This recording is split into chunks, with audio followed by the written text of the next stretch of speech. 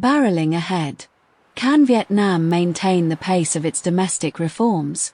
Ethan Wu, Asia Business and Finance Editor, The Economist.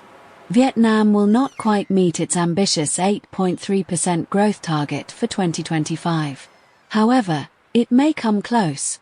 Output rose by 8.2% year-on-year in the third quarter of 2025, though it would need to rise by nearly 10% in the fourth quarter to hit the target. Vietnam's economy is roaring ahead. Yet, To Lam, the hard man who took over as Communist Party chief in 2024, is not sitting back. He sees an economy whose export model may have had its day, and he is barreling ahead with radical reforms.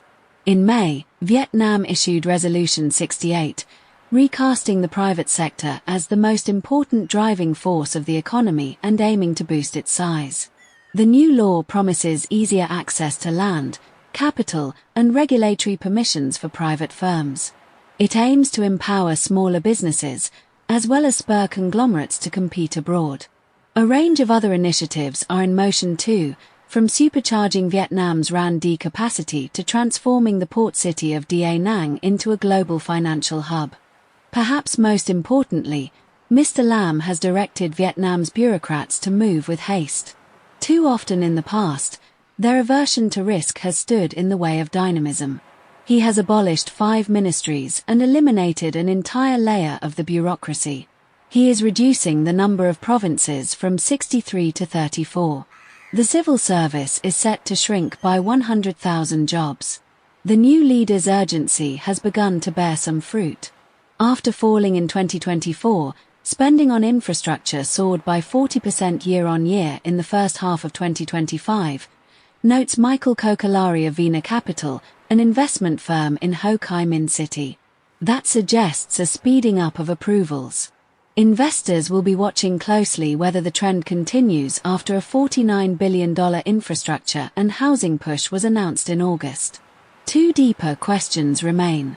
One is whether Vietnam's progress will be waylaid by Donald Trump. America, where Vietnam sends 30% of its exports, has raised tariffs and launched a campaign against the rerouting of goods through third countries.